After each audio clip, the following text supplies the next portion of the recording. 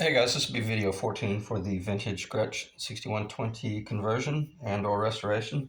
I'm going to dive right in and try to keep this video extremely short because it took close to 5 hours to upload the last video. So YouTube must be extremely busy. I'm going to do a weight analysis since I have it somewhat assembled. Check, let's see if you can see that in the video. That should be okay.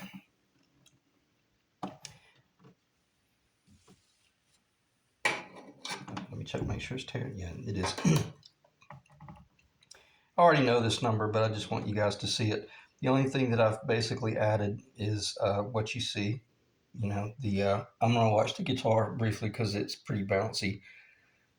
uh, Obviously, I added the tuners, the brass nut, the set of elixir strings, and um, the Tone Pros bridge. And the Bigsby, it only has one screw in the Bigsby. It's a 6.012 pounds. So she put on a little bit of weight, which is good. And what was the load? 2,727 grams. So we got a 6-pound guitar before the pickups and all that jazz. Get this unplugged, turned off, out of the way, out of sight, out of mind.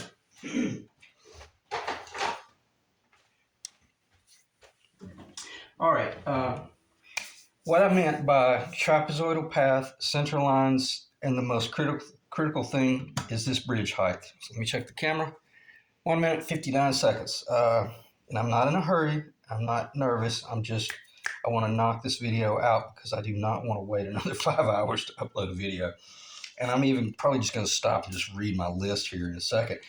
But what your target is on this guitar, you want to have your calipers and take them down to the top of that G string, E, A, D, G. The D and the G, but because the G is a little bit thinner string, it's safe to go down to the top, and you want that magic number to be, mine ended up being 20, just barely over 23 millimeter. And when I say perfect, it's perfect. I mean, it is perfect. So based on that, we'll talk about Gibson a little bit if we have time, and we may talk about Fender and Tele, but for the most part, probably not. Because that's your target in metric. And let me just look at my notes, and that way I can just read through, clarify the two primary things, the path of the low E and the high E. One thing I do, and I'm going to come back to my notes, one thing that is so critical, I'm going to do a brief flyby, and I want you to take a note of the width of the strings, the distance from the edge of the strings to the edge of the fretboard. And I want you to make note of how consistent it is. And when I say consistent, it's basically identical. And I'm talking about from the outside edge of the string to the edge of these frets. See, these frets are still square. I have not beveled them yet. And nonetheless, what this tells me, I have my neck in perfectly on center, and that the trapezoidal path of the strings, the low E and the high E, are near identical to the trapezoidal path of the outside of the fretboard binding. Okay, and if you don't understand that, just rewind the video and kind of think about it. That's your target. If you can pull that off, man, you're in incredible shape. If you can't pull it off, at a minimum, just make certain that your fretboard trapezoidal path is a little bit wider up here. Why? Because that's where you're doing all your wiggly stuff. Down close to the nut, it's such a short distance, you're not able to travel that far because the nut is holding it, those strings, very close to their original location. But up here, you're all over the map. And that's what I meant by, like, Eddie Van Halen had the Gibson pickup in on a real sharp angle. Well, he wasn't a blues player, but he did do some wiggly work. for the most part. So that's what I meant by, if you line all this stuff up and put it on perfect centers, then the first thing you do is you plug it in, you start playing the blues, and you start bending the strings a quarter of an inch away. Well, congratulations, man. They're nowhere near where they were before. And I say all that to say this: it doesn't matter unless you're doing real articulate classical work where the nuances are really critical, like chamber music and stuff like that. Then yeah, but of course they're not. You know, I'm not gonna say it. They're not aiming for the what's that guy's name? The Texas Blues man, the crazy wild guy that played the 100-watt Marshall so loud and just was a real aggressive player. Unbelievable. So I'm just gonna stop. I can't. It'll come to me in a little while. So anyway, nonetheless, that's your target is a real nice clean trapezoidal path, and I'll finish the flyby by letting you see roughly where the bridge is in relation to that pickup. But this is what's really critical, and this is so much the reason of what I probably shouldn't have even talked about it. But the distance from this center of this string to the center of that string is a wider distance than the distance from the two strings down here, which are going over the pin. And if you can see what my point, they're going over their pin pretty much on a true 90-degree.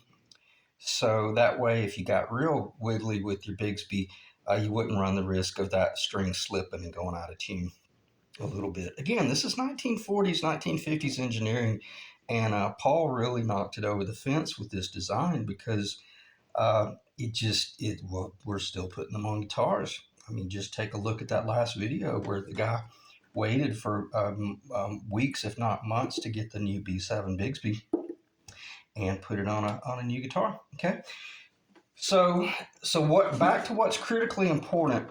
Obviously, that's critically important. But if I was going to miss something by an ever so slight amount, I would rather miss that.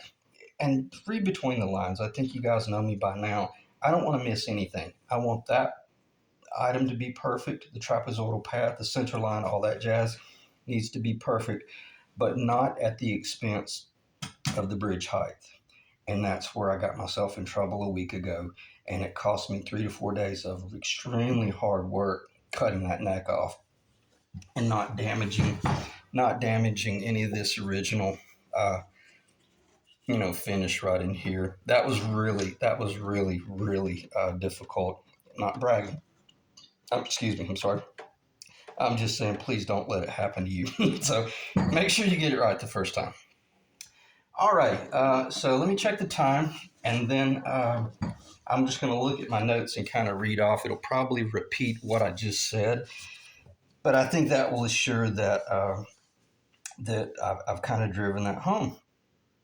The path of the low and high, the height of the D and the G at the bridge. And I've already mentioned what that number was in metric, which was about 22 to 23. So I'm going to give you some comparatives of what that guitar is and what that Les Paul right there is, the replica. The Penguin, the little white guitar that I built, is slightly under 24 millimeter. And I'm talking about right when you measure from that, as I'm clarifying, that point right there down to the top of the body. So what does that tell you? Well, if it's under 24 millimeter, that's more than likely just over 23 millimeter, which is exactly what that one is. Okay, so that's what I meant by these are the same. That one really should be about a 1/16 of an inch lower, but it isn't. It is what it is. But the fact that I got a big body guitar at 24 millimeter, under 24 millimeter, and I've still got a change in the pitch. And you might look at that and go, ooh, are you sure that's enough? Yep, that's it. That's enough. That's a Gretsch. And that's what I meant by when you start, if you were to build this guitar, having never seen one, you'd be scared to buy the bridge. You'd be scared to buy the paint for fear that it's never going to work because that's just not enough pitch, but it does. That's it. Now, that's the minimum. And that's where I got in trouble a few years back, where I was about an 1/8 inch lower right here. And when I would really dig in and start doing some hardcore choppy work, it'd start chiming and harping back here. It was just it was a disaster. It just didn't work. And also because there wasn't much down pressure, the bridge was notorious for sliding off center a little bit. And I didn't want to glue that one down because I always knew in the back of my mind that yeah, this thing's got to be rebuilt. So, well, it is what it is. So we're looking at 24 millimeter from that G string down to the top on the Penguin, and we're looking at 23 and a half, roughly the same on this guitar, and or that's 15/16 of an inch. And that's what I meant by that's tall. When you look at the Les Paul, what the Les Paul is did I measure the Les Paul? Yes, I did. The Les Paul is 18 millimeter or 11/16 of an inch. Considerably, what is that for? That's 6 millimeter. That's basically a quarter of an, it's roughly a quarter of an inch lower. See what I'm saying? And that's what I meant by if all you had been building was Gibson, Fender, you're used to this down here, and then you jump over here and you start building this guitar or even that little guitar right there, you're gonna really struggle with the fact that your strings are going to be running a quarter of an inch higher, and that's what I meant by in the 55 replica that I built that had the staple in the P90. I just didn't see the need for it having a pick guard there because everything about this guitar is such a low profile design anyway. Even the original Les Pauls, I don't think it needed a pick guard. Hence the reason most people probably just took them off. But it's a sweet guitar, and I got to tell you, it's a struggle. When I started playing this one again, it's night and day. It's like going from a really nice sports car up to a four-wheel drive truck. It's just it has its uses, but it's definitely different. So nonetheless, it is what it is. So we check the time, and then we'll see 12 minutes. So we're looking at 18 millimeter on the Les Paul-esque type arch top small body jazz guitar or small body guitar, which equates to 11/16 of an inch. So that's the strings. When you're building your guitar, regardless of whatever it is, that's why you won't have any of these things on the guitar to act in your favor. So roughly the distance from this cork to the edge of that ruler is roughly the string path, the path along this direction, PATH. So that's what I meant. When you're building all of this, you have to build everything really low and then just know that it's going to be cranked up later on. It's not that big of a deal on a hard arch top guitar, but it's a completely different animal when you're dealing with an arch top that, according to what season you're working in, is if it's a real dry climate, you're better off than if you're building it in a moist climate. And I'm not going to start talking about varying the climate because even Robert Benedetto was building a lot of their early jazz guitars down in South Florida. And I actually spoke to Mrs. Benedetto about that once when I called down there, and I was going to ask them some questions about that. And she mentioned that, you just have to keep the air conditioner on. And Robert always, just made certain that he kept the shop really well air conditioned. In other words, kept the air conditioner, not necessarily the heater, but kept the air conditioner on, and it dissipates the humidity. Okay, let me check the time. So if you're going to build a guitar, be careful building an arch top because there's a lot of variables going on there.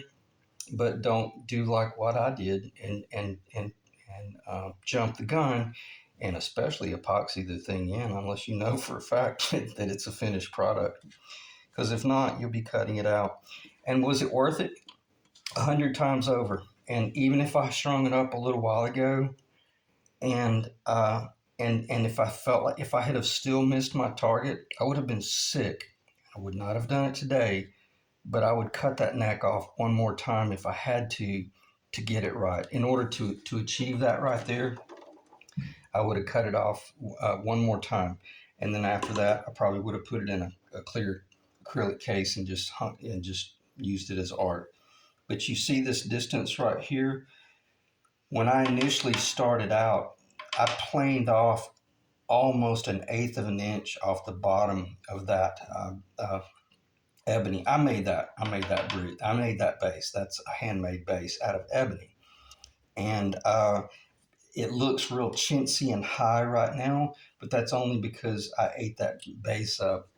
Trying to achieve the really low action, because once this bridge goes on here, see how much more wood is supposed to be there, and that lets you know this is the accurate original design, and all these little variables, the thickness here, the height here, the thickness of the screw, I never can think what you call those, and even the height of the bridge. See, you might even if you got in a situation like that where you got in trouble, maybe just go with a bigger bridge that has more girth to it, more height. Because I know the Tone Pros bridge. Oh yeah, this bridge that's on here, it's a pretty massive bridge compared to this little vintage specs Cluson. Can you see? You should be able to see how much. It's not chintzy. It's all that was needed. But if you took this little 50s era Cluson and put on here, it would probably get lost in the all that real estate of arch top and that big body guitar going on, because it's a big guitar and it needs big knobs, the Bigsby, and even like the big pick guard. If you were to run the pick guard on it, there's nothing wrong with running that pick guard.